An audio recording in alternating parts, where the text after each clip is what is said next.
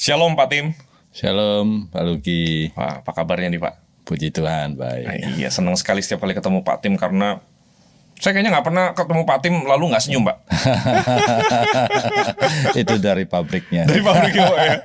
Jadi selalu menyenangkan karena baru lihat dari jauh aja sudah rasanya diberkati oleh senyumnya Pak Tim nih. Puji Tuhan, puji Tuhan.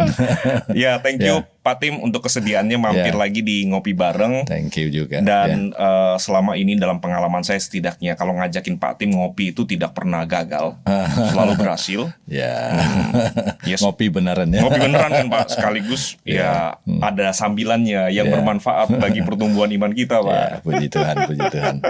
Iya. Lagian kan yang bikin saya jadi pecandu kopi sekarang Pak Tim gitu, Pak.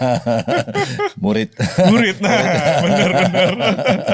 Jadi itulah sebabnya kalau mau ngopi ya salah satunya ingat Pak Tim, ajak Pak Tim, ayo mampir Pak, kita ngopi sama-sama begitu ya. Iya. Nah Pak Tim, hari ini kita akan bahas topik yang ekstra spesial nih. Sesuatu yang apa ya, mungkin seringkali dianggap tidak masuk akal. Iya. Jadi kira-kira bagaimana nanti kita bahas ini Pak? Tetap harus pakai akal. Nah, benar-benar harus turun supaya jemaat bisa ngerti. Betul sekali. Iya. Nah, kita doa dulu Pak ya sebelum kita sama-sama ngobrol topik yang sangat menarik ini. Mari kita berdoa. Tuhan, terima kasih untuk kesempatan kami boleh bersama-sama belajar sekali lagi tentang kebenaran, khususnya kebenaran yang berasal dari firman-Mu. Kami berdoa biarlah Allah Roh Kudus bekerja baik di tengah-tengah kedua hamba-Mu di studio maupun juga bagi saudara-saudara kami yang menyaksikan program ini, dan kami rindu berkat Tuhanlah yang boleh Tuhan curahkan pada waktu kami belajar bersama-sama. Berkati waktu ini ya Tuhan, dalam nama Tuhan Yesus kami berdoa. Amin. Nah Pak Tim, topik kita di Ngopi Bareng kali ini adalah tentang mujizat. Iya, mujizat itu nyata. Mujizat itu nyata. Nah itu judul sebuah lagu. Lagu yang mungkin juga cukup difavoritkan oleh banyak orang Kristen begitu kan Pak ya. Khususnya pada waktu susah. Bener banget. Kalau nggak susah lagunya agak lain Pak ya. Iya, lewat aja. Kalau lagi susah nyata bener lagu itu. Betul. Dan diulang-ulang terus bagian kodanya kan Pak ya. Bagian terakhirnya khususnya kata mujizat itu nyata. Nah, ya tentu karena Pak Tim juga sudah nyebutin bahwa kalau nggak salah sekilas lah Pak Tim gitu ya, di antara sekian banyak agama kepercayaan, mungkin istilah, terminologi, kata mujizat ini kok tampaknya lebih akrab di kalangan Kristen gitu. Kayaknya kita nggak asing lah dengar kata mujizat begitu ya. Dan memang kalau kita baca Alkitab juga, ya kita juga banyak sekali melihat catatan-catatan tentang terjadinya mujizat demi mujizat begitu ya. Dan mungkin bukan cuma di zaman Alkitab, tetapi misalnya dalam keseharian kita di antara sesama teman-teman orang Kristen begitu, teman gereja, kita pun juga ya tidak jarang lah mendengar cerita-cerita, kisah-kisah pengalaman, atau mungkin boleh dikatakan klaim dari rekan-rekan kita bahwa mereka itu sudah mengalami yang namanya mujizat itu begitu ya.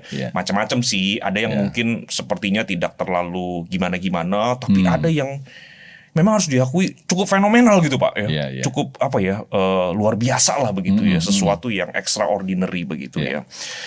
Nah, sebenarnya gimana nih Pak Tim ya? Apakah mujizat seperti khususnya yang terjadi di dalam Alkitab gitu, dicatat Alkitab gitu, apakah itu masih terjadi? Apakah itu masih berlaku sampai hari ini? Toh ada juga yang bercerita bahwa mereka mengalami mujizat seperti yang tadi saya katakan.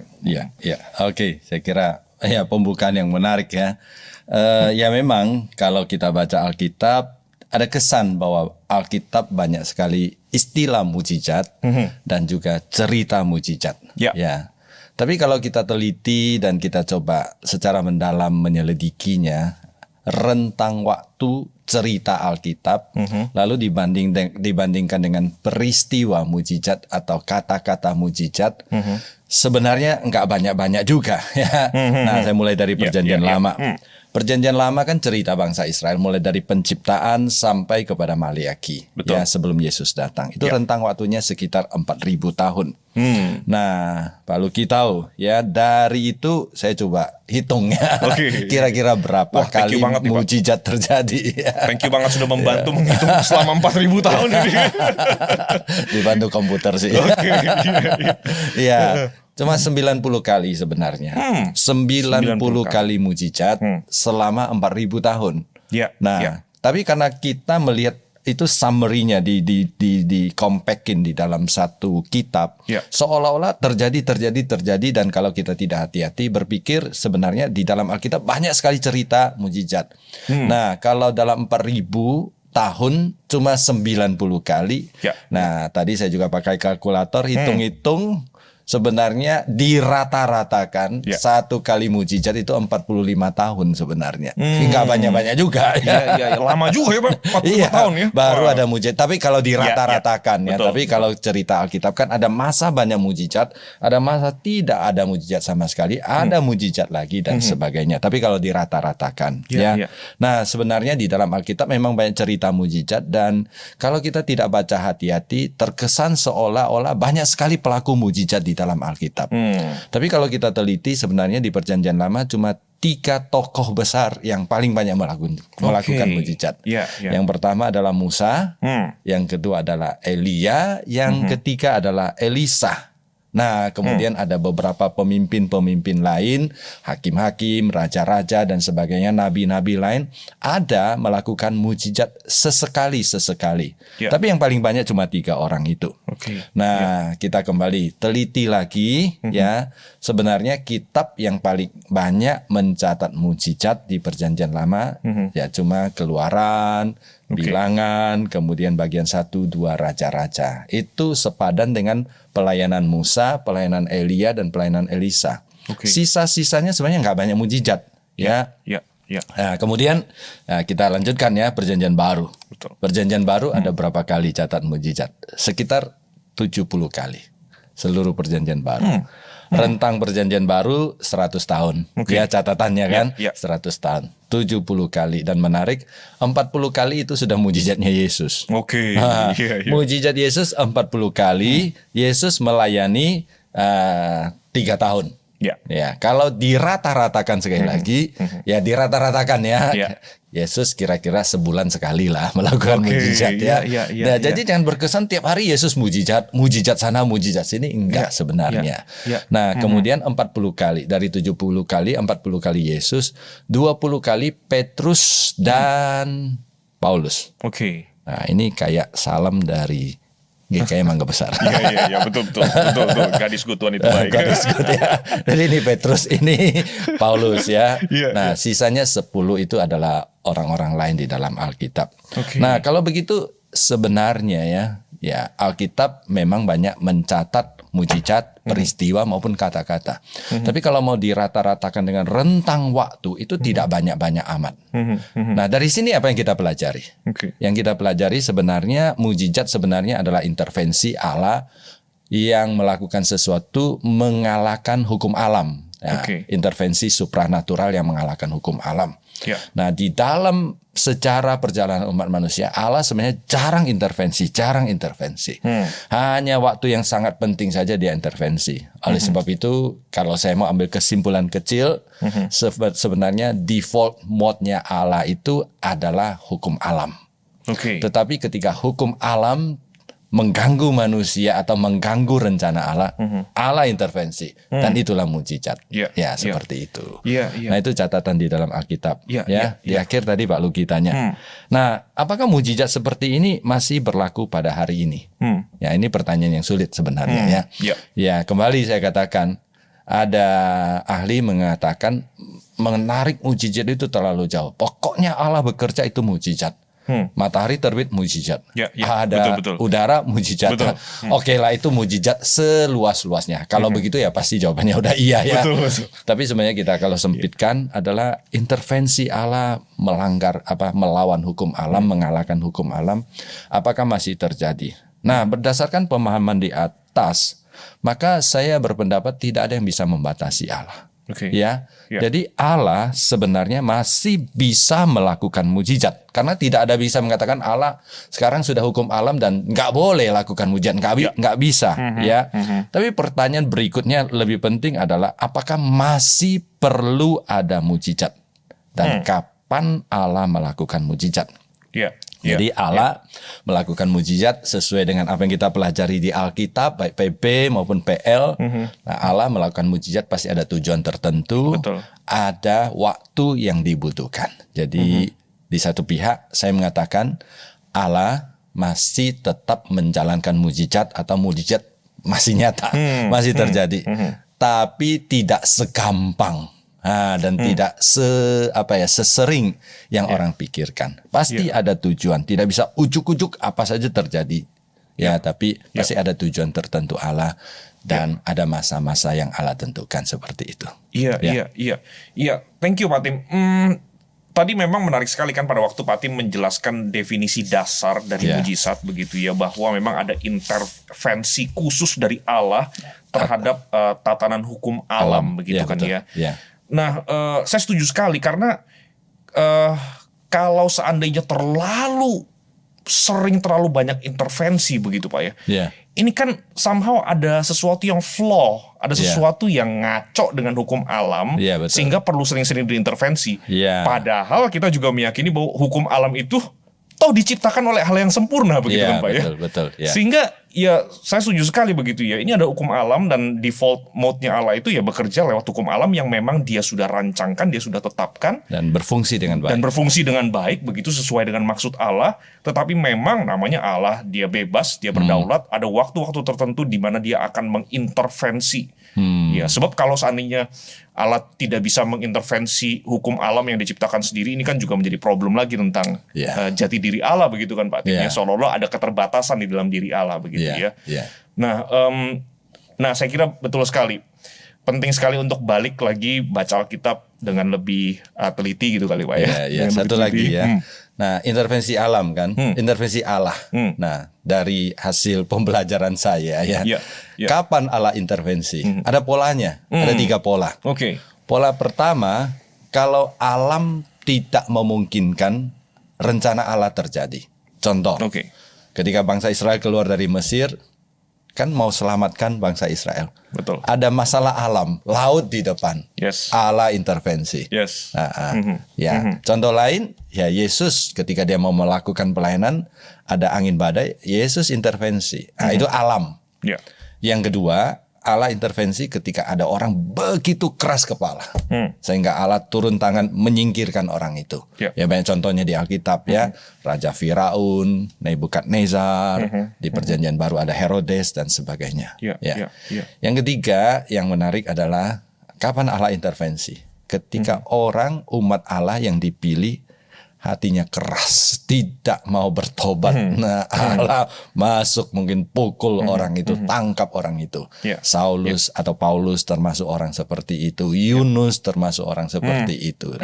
Nah, jadi tiga pola ini selalu terjadi. Atau ketika ada penyakit, ya Allah mau menolong orang itu, jadi pribadi orang itu Allah intervensi. Jadi kalau boleh disimpulkan secara sederhana dan at least sampai di ujung diskusi kita saat ini Pak Tim begitu ya. Jadi memang yang lebih mendominasi itu adalah ketika bicara tentang rencana Allah, tentang tujuan Allah begitu kan Pak ya. Betul. Ya betul sih, seperti tadi Pak Tim menyebutkan juga begitu ya. Itu terjadi somehow untuk menolong orang yang memang sedang membutuhkan pertolongan begitu ya. Tapi saya juga percaya yang tetap yang mendominasi itu adalah karena ada tujuan Allah yang ingin digenapi lewat peristiwa menyembuhkan orang atau menolong orang juga kan Pak ya. Gitu ya. Jadi Allah punya rencana, tapi ini ada halangan nih. Halangan ini bisa alam, bisa orang, atau bisa pribadi orang itu sendiri. Nah, kalau dengan cara alamiah tidak bisa Allah intervensi. Ya dari sini saya kira kita sudah belajar banyak sekali yang penting nih sebenarnya baru dari poin ini saja begitu Pak Tim ya. Nah, ternyata ngomongin mujizat juga tidak segampang yang mungkin banyak orang pikirkan begitu ya. Nah, thank you banget Pak Tim sudah menolong kita untuk poin yang ini. Ya, balik lagi seperti yang tadi saya juga sudah katakan begitu ya. Memang artinya penting sekali untuk kita kembali lagi membaca Alkitab dengan teliti, belajar. Perlu juga belajar backgroundnya Pak ya, pengantarnya, latar belakangnya, supaya tahu nih kadang-kadang bedanya mungkin cuma satu pasal, tapi sebenarnya kalau dipelajari rentang waktunya itu bisa puluhan ratusan tahun gitu Pak. Betul. Iya. Jadi dengan belajar Alkitab lebih baik, saya kira akan menolong kita untuk melihat berbagai macam topik, berbagai macam isu, termasuk tentang mujizat ini dengan lebih akurat lah begitu ya Pak ya. Nah, oke, tadi Pak Tim sudah mengatakan ya percaya bahwa mujizat itu masih berlaku, masih terjadi hari ini. Artinya lagunya nggak salah ya Pak. Mujizat itu ternyata nggak salah begitu kan? Saya nyanyi kok. Oh nyanyi gitu ya. Jangan lagu favorit begitu. Tapi kalau lagu favorit nih artinya sering susah. Nah itu ya. Semoga bukan itu ya. Bukan. Kalau lagu favorit saya Allah itu baik. God is good. God is good. Wah, betul. Pasti yang menciptakan lagu itu mendengar obrolan kita pada sangat bahagia sekali begitu. Iya. Tadi Pak Tim sudah mengatakan bahwa mujizat itu masih berlaku saat ini karena kita percaya bahwa Allah memang masih sanggup untuk mengintervensi hukum alam ketika memang Allah ingin melakukan sesuatu terkait dengan rencananya begitu ya. Nah, tadi Pak Tim juga menyebutkan tokoh-tokoh atau orang-orang yang ada di dalam Alkitab yang boleh dikategorikan sebagai pembuat mujizat atau pelaku mujizatnya begitu ya. Nah, apakah orang-orang seperti ini memang juga masih ada? Kalau mujizat itu masih berlaku, apakah artinya satu paket orang-orang yang kemudian masuk kategori pelaku mujizat, orang-orang yang memang konon katanya punya karunia khusus untuk melakukan mujizat, entahkah itu menyembuhkan atau misalnya bernubuat dan lain sebagainya. Apakah memang masih ada orang-orang seperti itu, Pak? Orang-orang seperti itu ya. Memang ya, kalau kadang-kadang kita ketemu orang, dia mengatakan, ya saya punya karunia ini, ya, seolah-olah itu sudah jadi dalam tanda kutip spesialisasinya. Betul sekali. Ada orang spesialisasinya bernubuat, ada orang spesialisasinya menyembuhkan dan sebagainya. Betul. Ya memang Alkitab mengajarkan kita lahir baru karena Roh Kudus melahirbarukan kita. Dan sejak kita lahir baru, Roh Kudus menetap ya secara permanen di dalam hati kita. Betul. Dan Roh Kudus adalah roh pemberi karunia, karisma. Karunia untuk melakukan sesuatu ya. Jadi setiap orang percaya pasti punya satu atau lebih karunia. Nah, seperti apa karunia itu? Nah, yang menarik kita buka 1 Korintus. Saya bacakan ya 1 Korintus pasal 12 ayat 7 sampai 11. Nah di sini Rasul Paulus memberikan beberapa contoh karisma, karunia Roh Kudus kepada orang percaya ya. Saya bacakan dan ini karena saya bacakan bagian ini karena ada hubungan dengan topik kita hari ini. 1 Korintus 12 ayat 7 sampai 11. Kepada tiap-tiap orang dikaruniakan penyataan roh untuk kepentingan bersama. Sebab kepada yang seorang roh memberi kata-kata hikmat, dan kepada yang lain roh yang sama memberi karunia berkata-kata dengan pengetahuan. Kepada yang seorang roh yang sama memberikan iman, kepada yang lain ia memberikan karunia untuk menyembuhkan. Ya, kepada yang seorang roh memberi kuasa untuk mengadakan mujizat, dan kepada yang lain ia memberikan karunia untuk bernubuat. Dan kepada yang lain ia memberikan karunia untuk membedakan bermacam-macam roh. Kepada yang seorang ia memberikan karunia untuk berbicara dengan bahasa lidah. Kepada yang lain ia memberikan karunia untuk menafsirkan bahasa lidah itu. Namun semuanya itu dikerjakan oleh roh yang satu dan sama, yang memberikan karunia kepada tiap-tiap orang secara khusus seperti yang dikehendakinya. Nah, Pak Luki, saya kira kita perlu membaca bagian ini dengan teliti ya. Ada beberapa highlight yang perlu saya tekankan. Yang pertama adalah bahwa ketika Roh Kudus memberikan karunia, tujuannya adalah untuk kepentingan bersama. Nah, dalam konteks 1 dan 2 Korintus ketika berbicara tentang karunia-karunia, satu kata yang sering muncul adalah untuk membangun tubuh Kristus. Ya, jadi karunia itu diberikan untuk membangun tubuh Kristus. Karunia bahasa lidah, karunia menafsirkan, karunia iman, karunia menyembuhkan, karunia melakukan mujizat, semuanya adalah seperti perlengkapan yang Allah berikan supaya membangun tubuh Kristus, sehingga tubuh Kristus itu menjadi lebih kuat dan lebih tangguh. Nah, pertanyaannya adalah ketika kita mengimplementasikan karunia itu tujuannya apa? Tujuannya ya cuma satu, memuliakan Kristus dan membawa manfaat bagi jemaat gereja pada umumnya. Itu yang menjadi dasar pemikiran kita. Namun yang menjadi pertanyaan yang lebih menarik adalah karunia-karunia seperti ini, ya, ini jadi perdebatan cukup panjang. Karunia-karunia seperti ini melekat pada orang atau diberikan pada waktu perlu saja. Jadi ini pertanyaan yang sangat menarik ya. Itu kalau melekat pada seseorang artinya anytime, anywhere dia mau lakukan sesuatu, dia bisa sembuhkan orang. Dia bisa lakukan mujizat. Anytime, anywhere dia bisa berbahasa lidah dan dia bisa terjemahkan. Termasuk kalau dia mau kembali atau jemaat mau kembali kepada pengajaran di Markus misalnya.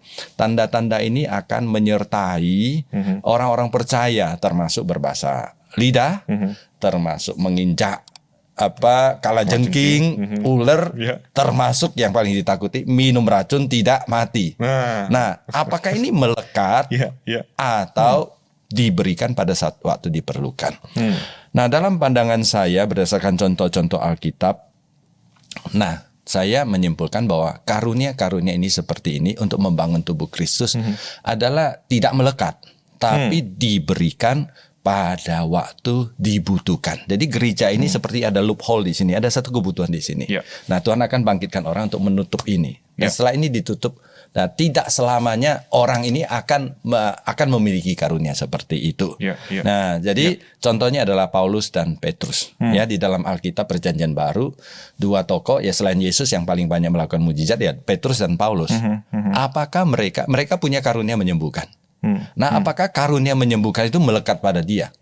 Kalau melekat pada dia, maka kemana-mana dia tinggal sembuh, sembuh, sembuh. Enggak. Nah, ketika cerita Alkitab di Kisah Para Rasul, momen-momen tertentu saja, ketika butuh karunia itu, Roh Kudus datang dan katakan sembuhkan. Yang sembuhkan bukan mereka, sebenarnya Allah yang sembuhkan seperti itu. Ya, jadi saya tetap jawab ada. Orang seperti itu, tapi tidak boleh ditafsirkan karunia-karunia itu melekat. Sehingga melekat itu anytime, anywhere dia bisa. Saya kira Yesus sendiri, dia Allah. Yesus adalah Allah, dan Yesus sebenarnya adalah Allah yang melakukan mujizat. Kalau Yesus anytime, anywhere dia bisa lakukan karena dia Allah. Tapi Yesus ketika dia melakukan mujizat, dia juga pilih-pilih. Perlu nggak? Perlu nggak? Kalau nggak perlu ya dia nggak. Anytime dia bisa jadikan batu menjadi roti.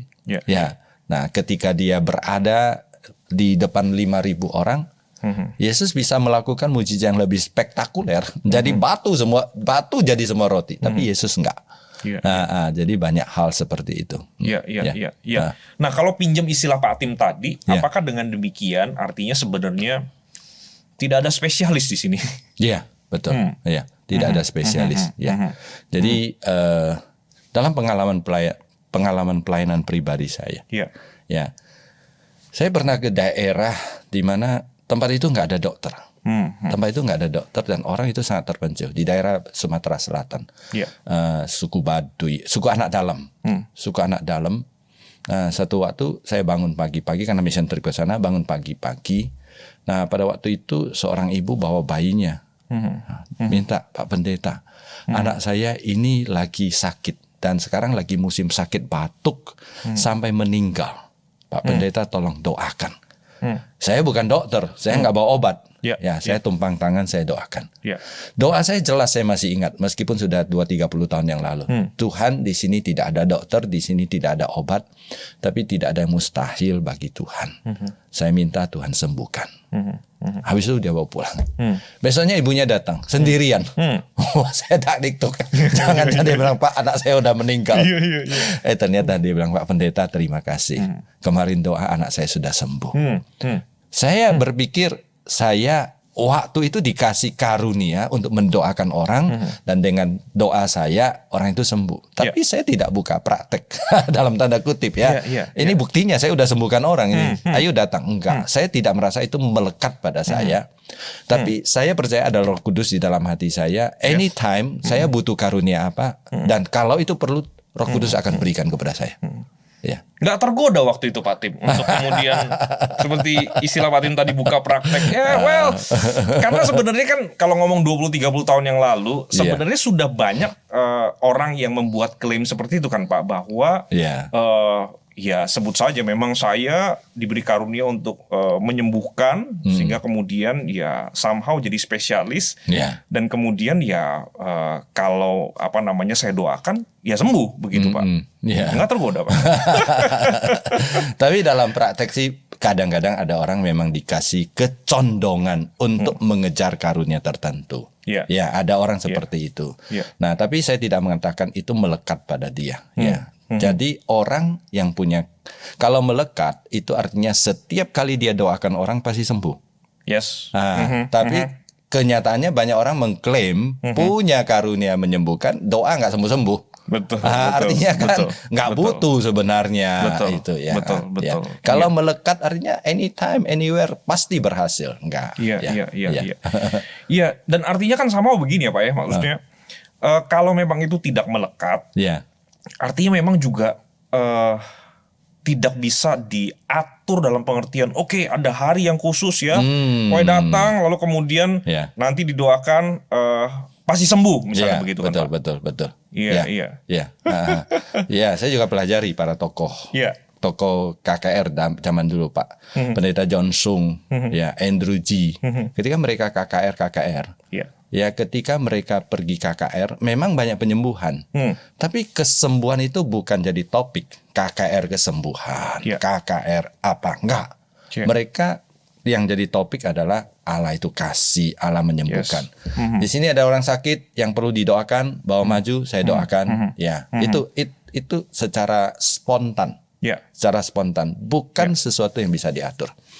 Kalau sesuatu yang diatur itu sudah milik saya, sudah milik saya dan saya lakukan, maaf saya bilang Roh Kudus tolong kerjasama ya. Jangan malukan saya seperti itu. Bagi saya nggak setuju seperti itu. Tidak bisa di prekondisikan. Tapi sesuatu yang terjadi secara spontan. Dan mendoakan siapapun termasuk mereka yang sakit, itu ya alkitabiah ya Pak ya.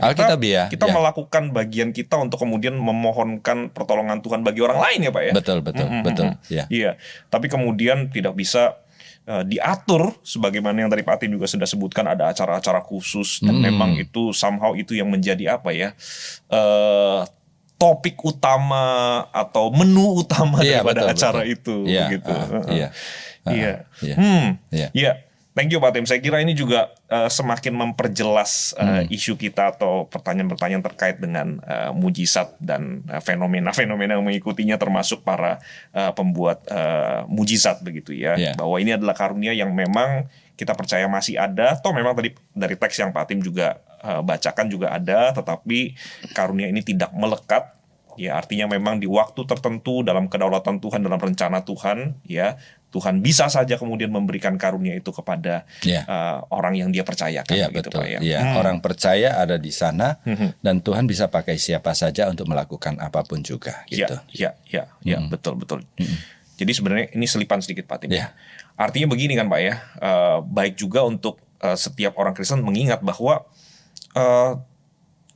tidak selalu berpikir begini loh, wah kalau saya yang doain, saya kan bukan pendeta nih Pak, kayaknya kurang manjur nih. Mesti Pak Tim yang doain begitu ya, apalagi ada pengalaman tadi begitu kan ya, lebih manjur pendeta lagi begitu. Apalagi ketua sinode. Nah misalnya begitu. Lalu kemudian Pak Tim kan doanya bisa Indonesia bisa, Inggris bisa, Mandarin bisa, Teochew bisa, kayak bisa apa lagi Pak? Pasti lebih manjur gitu kan Pak. Harusnya tidak demikian kan Pak? Tidak demikian. Jadi ya itu kita harus menghilangkan pandangan yang tidak sehat dari jemaat. Seolah-olah doa pendeta lebih manjur dan lebih sakti. Sebenarnya ya sama saja. Apalagi ya kita belajar Roh Kudus sudah tinggal di dalam semua orang percaya. Roh Kudus di hati pendeta dan Roh Kudus di hati jemaat juga sama.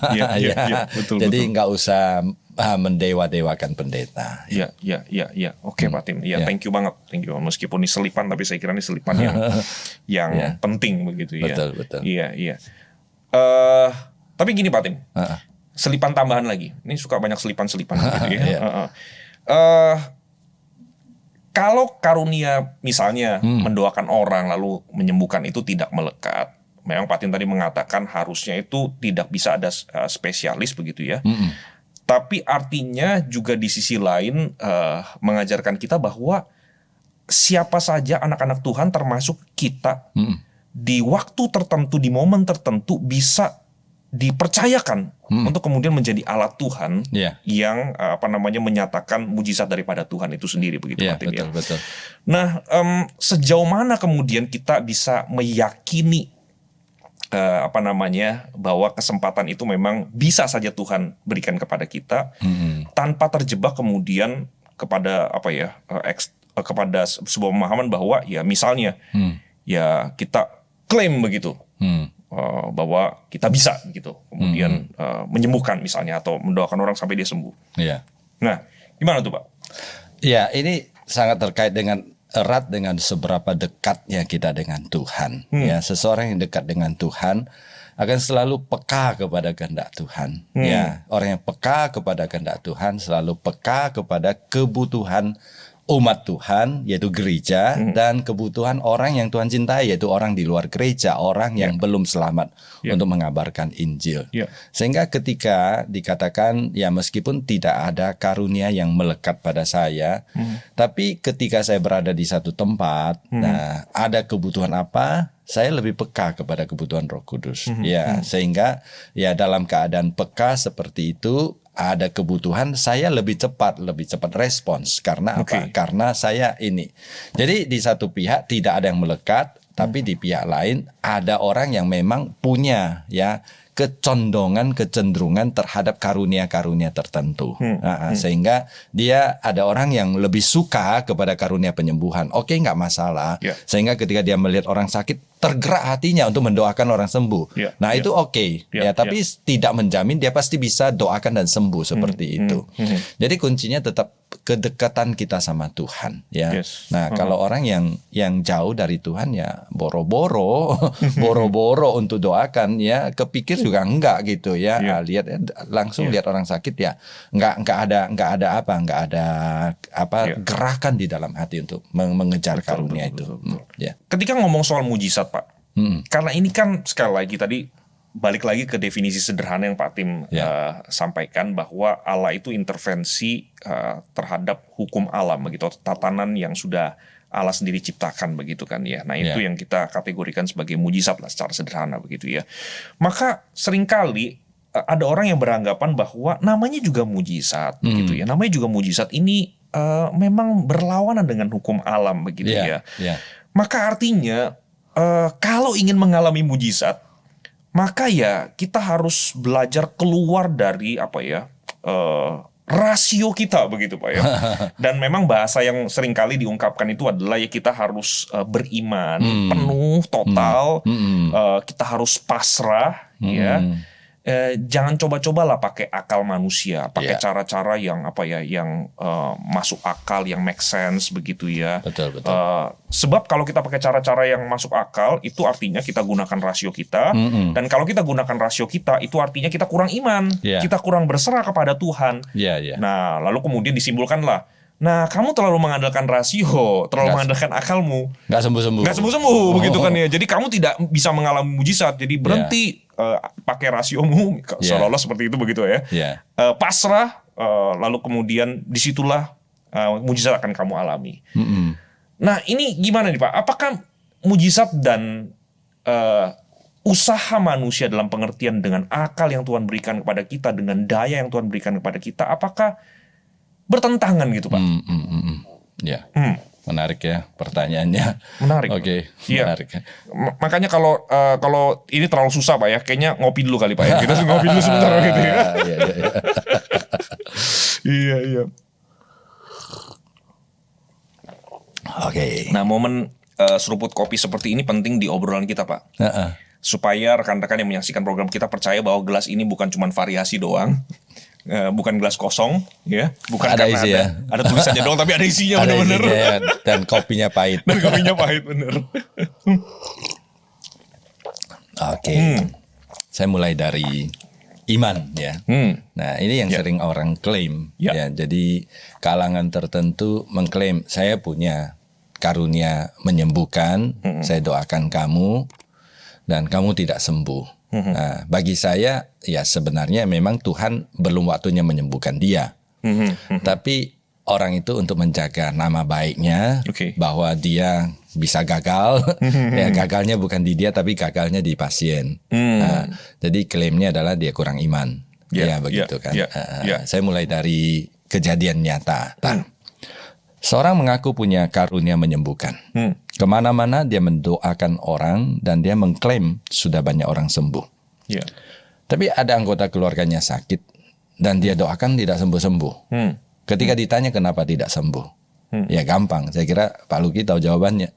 Orang itu imannya belum sampai kepada kesembuhannya. Imannya belum cukup mencapai kesembuhan. Bagi saya ini sangat kejam. Kejam dalam pengertian yang pertama dia membela diri, yang kedua dia menjatuhkan orang yang sakit. Sudah sakit dia punya harapan besar didoakan supaya sembuh, sudah tidak disembuhkan dituduh lagi kamu belum punya iman. Kejam banget orang seperti itu. Jadi ini klaim-klaim yang sebenarnya tidak masuk akal dan tidak alkitabiah. Saya kembali mempelajari Alkitabnya. Ketika di dalam Alkitab ada fenomena yang menarik. Ya, di mana posisi iman dalam mujizat yang terjadi di dalam kehidupan umat manusia. Nah, saya temukan tidak ada pola. Jadi ada cerita di mana orang sama sekali tidak beriman, tapi disembuhkan Tuhan, bahkan dibangkitkan oleh Tuhan. Nah, orang mati gimana dia bisa punya iman lalu bangkit kan? Nah, contoh orang yang sama sekali tidak beriman tapi disembuhkan oleh Yesus adalah orang gila di Gerasa. Ya itu jelas tidak beriman tapi Yesus datang, Yesus sembuhkan. Jadi kalau namanya iman itu adalah prasyarat untuk kesembuhan dan mujizat itu tidak berlaku sebenarnya. Jadi udah tidak benar. Nah, contoh lain ada 10 orang kusta disembuhkan, yang beriman cuma 1. 9 sudah pergi seperti itu. Nah itu satu pola. Pola yang kedua adalah orang beriman dulu. Ya banyak orang contoh beriman. Ya contohnya perempuan yang sakit, pendarahan 12 tahun, dia beriman. Asal saya sentuh saja, saya sembuh. Dan banyak sekali cerita-cerita lain. Nah dari 2 cerita ini maka saya menyebutkan ya bahwa sebenarnya ketika Allah mau intervensi, Allah tidak melihat iman atau tidak beriman. Ya, Allah ingin mencapai tujuannya, manusia hanya jadi alat. Jadi mujizat itu bukan tujuan akhir. Mujizat itu adalah alat ya untuk mencapai satu keinginan Allah, kehendak Allah yang lebih besar sebenarnya. Nah, jadi kalau orang mengatakan iman itu adalah kendaraan untuk menyembuhkan, jadi mujizat itu sudah tujuan akhir. Bagi saya bukan. Mujizat itu selalu jadi kendaraan bagi Allah untuk mencapai sesuatu tujuan yang lebih besar. Nah, pertanyaan yang menarik dari Pak Luki adalah di kalimat terakhir, ya, usaha manusia dan mujizat apakah bertentangan? Ya, saya kira mujizat dan usaha tidak bertentangan. Ya. Nah, sebagai orang percaya kita selalu punya satu slogan, ora et labora. Bekerja, ya ora itu berdoa, et ya dan ya sambil labora berusaha. Ya kita pasti berdoa untuk semua usaha kita. Ya kita berusaha, kita tidak boleh mengandalkan doa. Jadi Tuhan menjawab doa kita dengan 2 cara menurut saya. Ya kalau kita usaha, yang pertama Tuhan jawab dengan cara normal, ya. Tapi Tuhan juga bisa lewat cara yang intervensi ilahi, supranatural, dan itulah yang terjadi mujizat. Jadi bagi saya Allah tetap ingin supaya kita ya 2 hal ini, mengharapkan mujizat dan berusaha. Kalau mengharapkan mujizat saja, kita menjadi pemalas. Tidak, berdoa saja. Jadi pengemis. Kalau kita berusaha saja, tapi tidak mengharapkan intervensi ilahi, kita menjadi rodi pekerja keras tanpa kuasa ilahi. Dua ini harus berjalan seimbang. Iya. Jadi kalau boleh balik sedikit ke Pak Tim, soal posisi iman tadi begitu kan ya. Kan somehow mujizat itu tidak selalu, kalau balik tadi ke pola Alkitab, tidak selalu dikaitkan dengan ada iman atau tidak ada iman. Iya, betul. Apalagi ngomong soal level iman beginner sampai yang sudah advance, enggak kan begitu Pak Tim? Iya, yang advance sudah bisa menyembuhkan, yang beginner belum. Betul. Iya. Tapi kalau begitu seberapa signifikan posisi iman itu Pak Tim di dalam dalam situasi yang seperti itu? Ya, kalau saya justru terbalik ya. Bukan iman yang mendatangkan mujizat, tapi seharusnya mujizat yang menumbuhkan iman. Ada orang tidak beriman di dalam Alkitab disembuhkan oleh Tuhan lalu beriman. Ada orang punya iman minta Tuhan sembuhkan dan Tuhan sembuhkan dan imannya makin kuat. Jadi sebenarnya tujuan daripada mujizat adalah untuk menumbuhkan iman sebenarnya. Jadi kalau Tuhan tidak pakai mujizat, iman juga harus terus bertumbuh. Dalam kondisi yang sangat khusus, Allah izinkan mujizat supaya iman kita bertumbuh.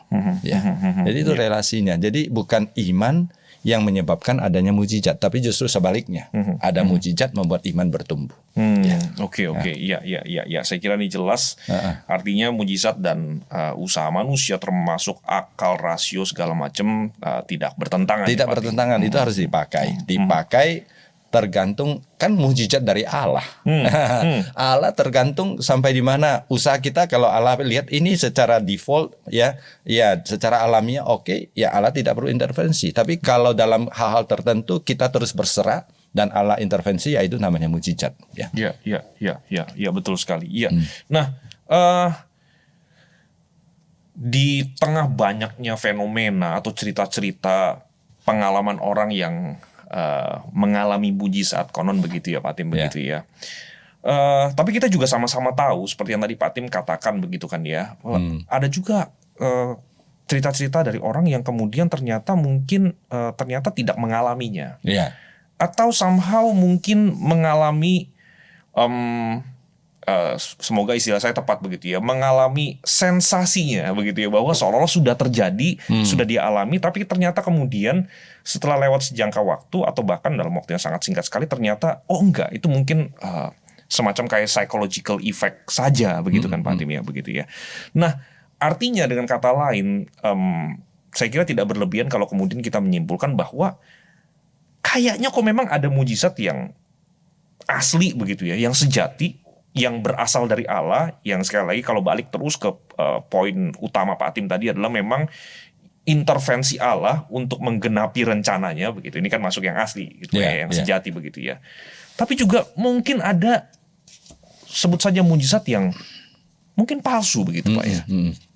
Sepertinya mungkin juga fenomena, sepertinya mungkin juga extraordinary, sepertinya juga mungkin boleh dikategorikan supranatural, ya, tidak alamiah begitu ya.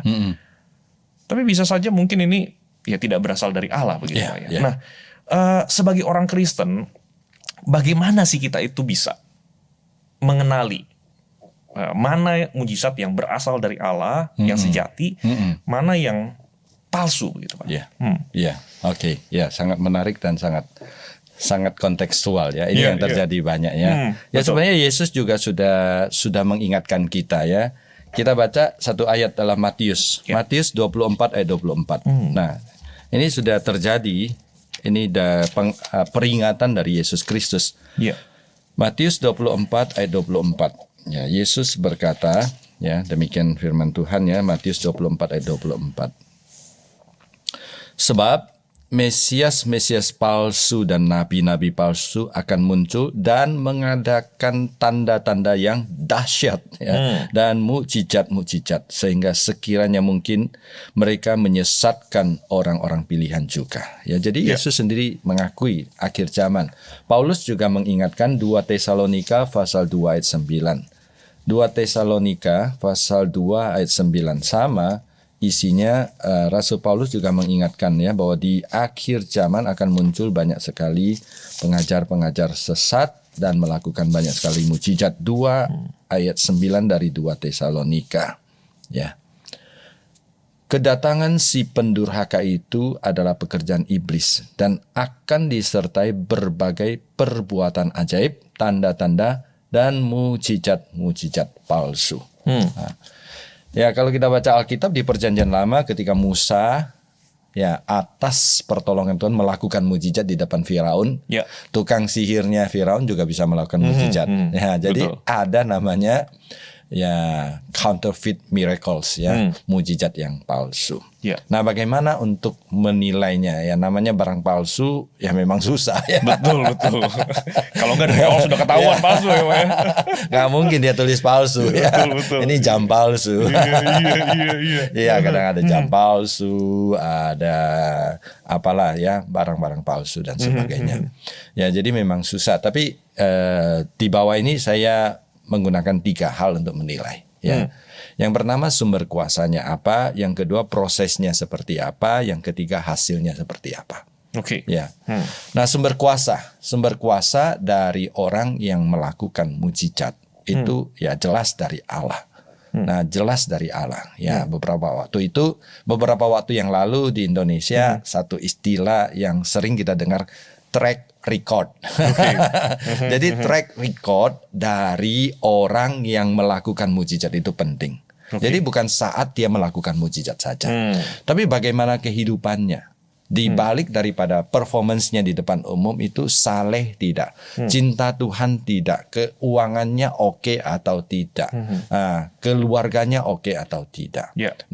Jadi saya percaya orang-orang seperti itu ya, kalau kehidupannya tidak benar ya tidak mungkin Allah akan memakai dia untuk melakukan mujizat.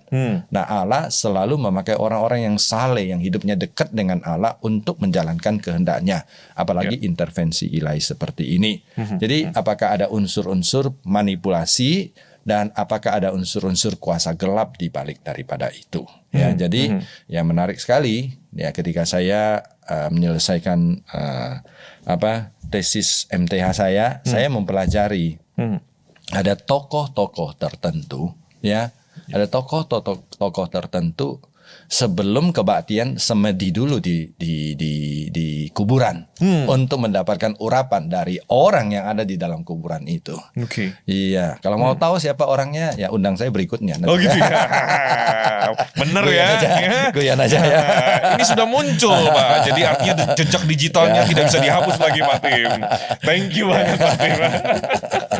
Ya ada seperti itu, kuasa seperti itu. Tapi dia adalah tokoh yang dipuja-puja orang dan mengatakan itu berasal dari Allah. Ya, jadi sumber kekuatannya apakah murni dari Allah atau tidak. Nah, kedua prosesnya. Ya, tadi sudah disinggung sedikit sih sebenarnya ya. Dalam Alkitab hampir semua mujizat itu terjadi secara spontan, instan, tanpa perencanaan. Iya. Ketika Yesus melakukan mujizat juga enggak ada yang sudah direncanakan. Yuk kita pergi yuk, nanti kamu lihat ya, saya show ya. Ini disembuhkan enggak. Ya, ketika Yesus menyembuhkan orang, membangkitkan orang, bahkan ketika Yesus mau membangkitkan Lazarus pun dia tidak beritahu murid-muridnya dia akan bangkitkan Lazarus, tapi dia secara spontan, instan sampai ke depan kuburan Yesus, Lazarus dibangkitkan.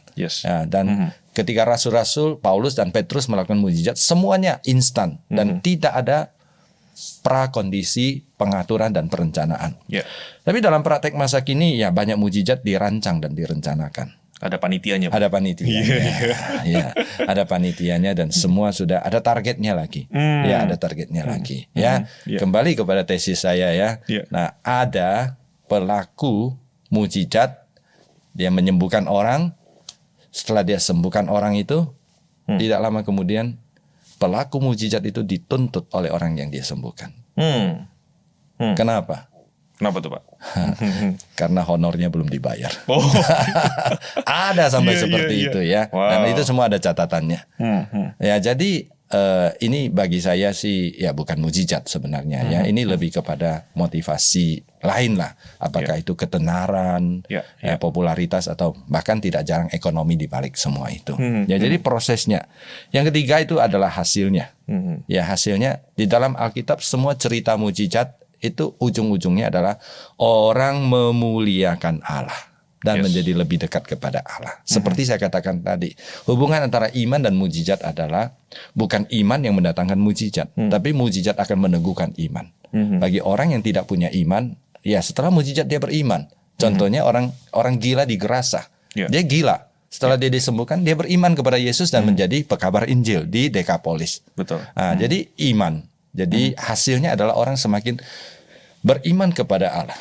Ya jujur kata sekarang banyak orang lebih memuja setelah disembuhkan lebih memuja kepada manusianya daripada Allah. Ya saya pernah kunjungi satu jemaat. Ya dia bilang saya sudah disembuhkan. Disembuhkan oleh si itu pendeta itu, saya nggak sebut namanya. Nah sekarang pendetanya sudah meninggal. Ya saya disembuhkan oleh dia. Saya bilang oleh Tuhan Yesus. Enggak katanya, oleh dia katanya. Jadi iman itu tidak muncul.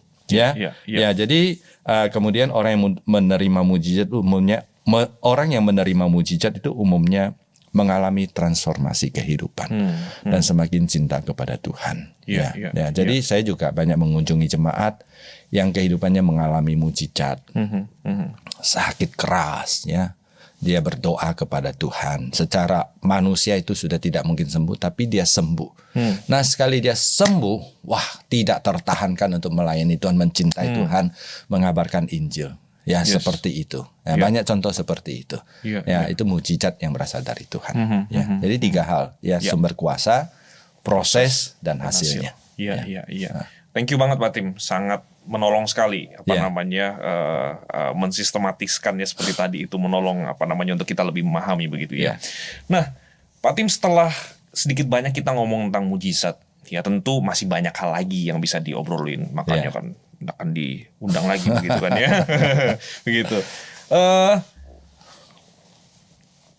Ada kecenderungan ya seringkali misalnya Pak ya, seringkali misalnya dari kalangan yang sebut saja mungkin kalangan yang tradisi teologinya itu seperti kita lah Pak begitu ya, yang memang lebih hati-hati terhadap fenomena-fenomena yang khusus yang masuk kategori mujizat ini, tidak tertutup tapi lebih hati-hati begitu ya. Lalu kemudian kita juga somehow menjadi menjadi nervous atau alergi atau bahkan alergi betul sekali terhadap yang namanya mujizat. Dan tanpa sadar atau bahkan mungkin juga secara sadar itu mempengaruhi perjalanan iman kita begitu Pak ya. Ya jadi misalnya kadang-kadang bahkan misalnya pada waktu sedang berdoa di hadapan Tuhan begitu ya, kok kayaknya minta mujizat dari Tuhan itu ya ragu-ragu begitu ya, atau sesuatu menggelisahkan mengganjal, masa iya ya, apa perlu begitu ya, apakah memang masih bisa dan segala macamnya begitu ya. Apakah ini tanda kurang iman malah segala macam gitu kan Pak ya. Termasuk juga mungkin misalnya pada waktu mendoakan orang lain, tidak selalu case-nya harus sakit keras misalnya, tapi case-case yang lain yang memang betul-betul sepertinya tanpa intervensi khusus dari Allah tidak mungkin lah bisa terselesaikan.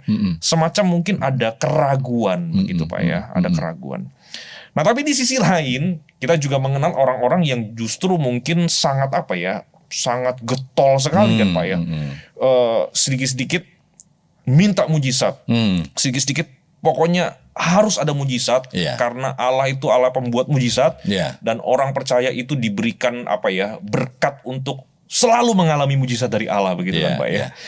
Nah, sebenarnya jadi bagaimana Pak Tim ya? Apakah sebagai orang Kristen kita itu masih perlu mengharapkan bahkan mendoakan mujizat dari Tuhan itu terjadi, kita alami begitu ya.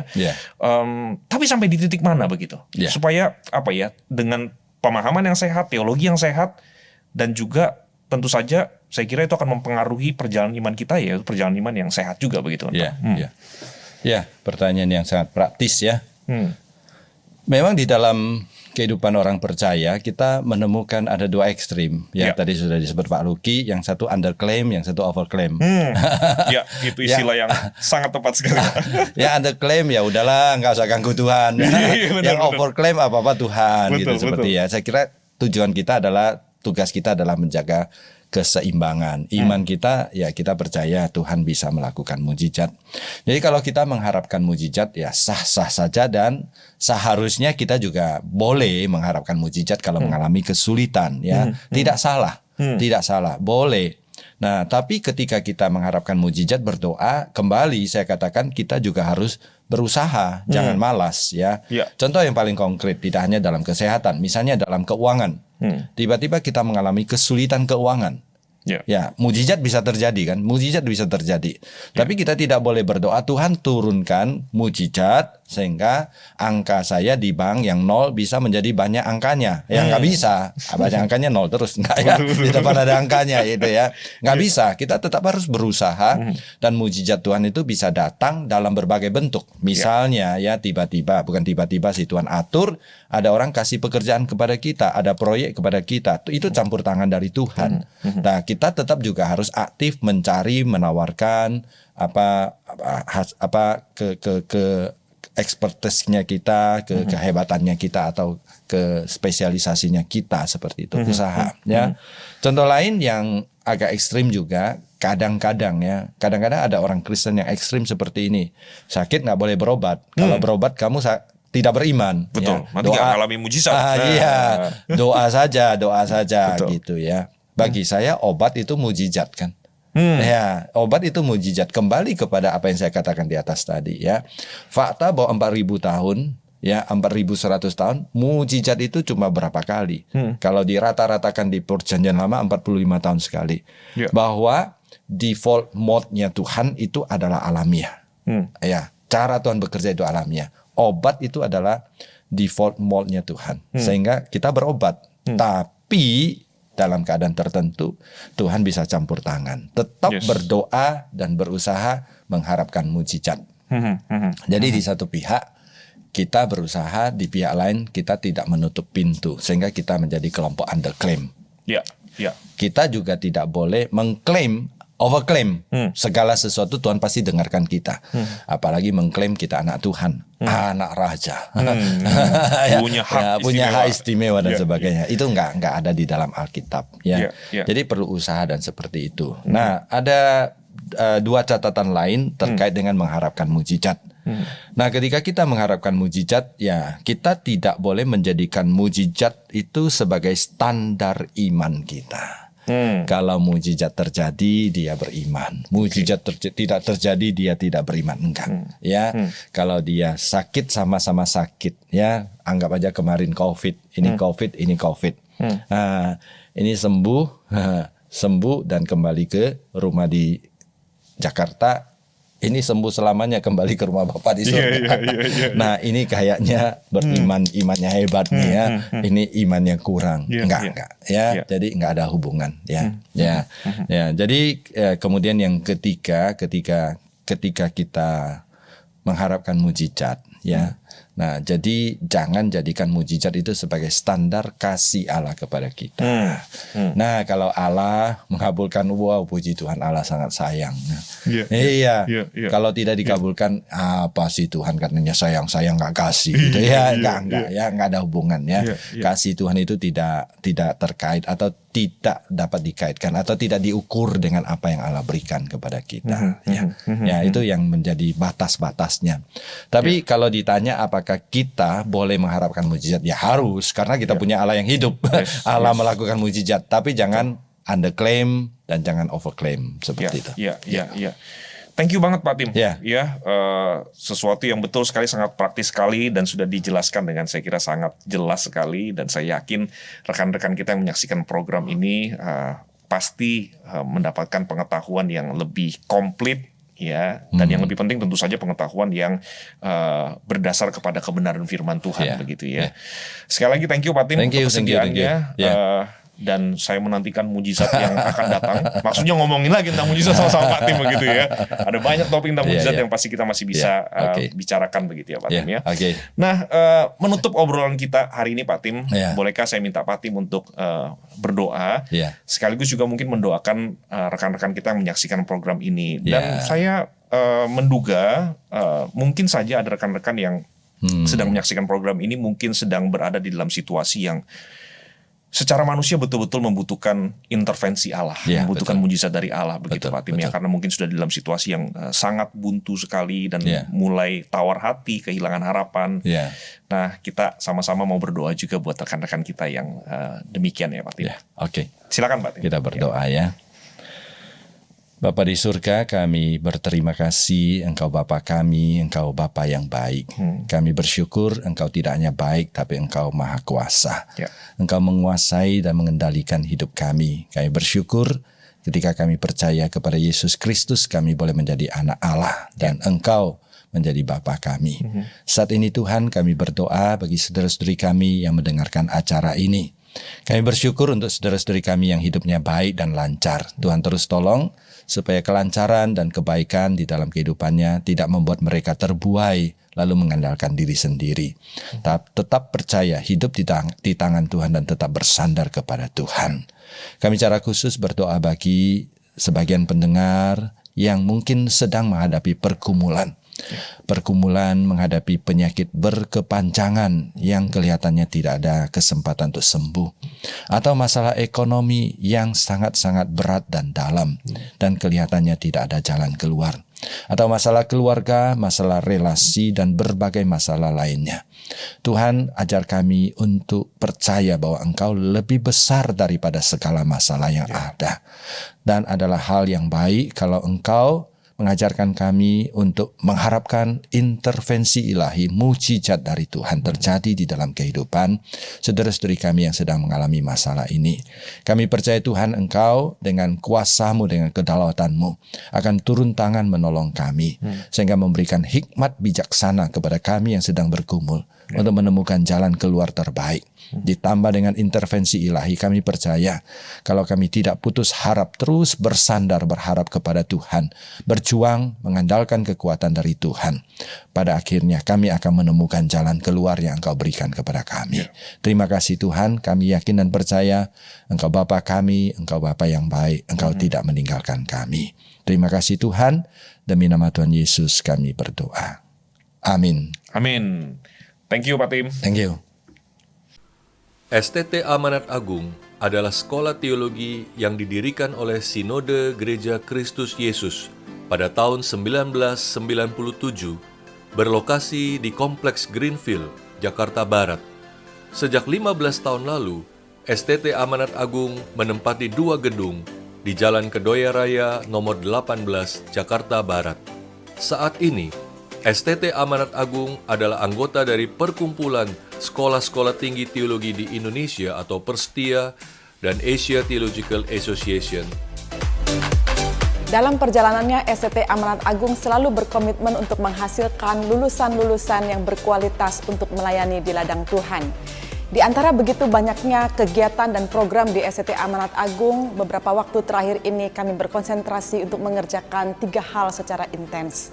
Pertama, kaum muda. Sejak tahun 2012, STTAA mendirikan Pusat Studi dan Pengembangan Pelayanan Kaum Muda yang aktif melakukan berbagai penelitian seputar pelayanan kaum muda yang hasilnya didiseminasikan melalui simposium, youth forum, dan juga jurnal pelayanan kaum muda.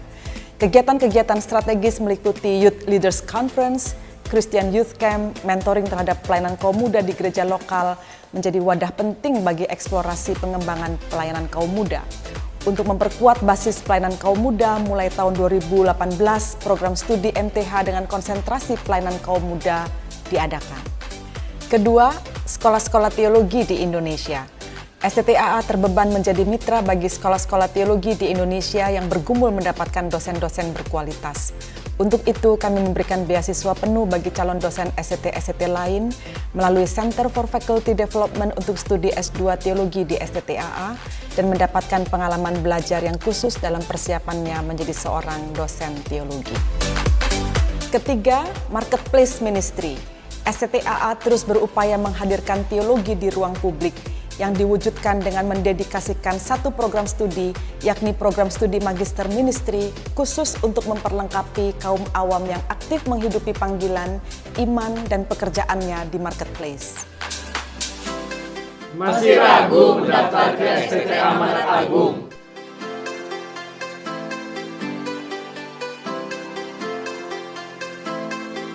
Mari bergabung bersama kami di STT Amanat Agung.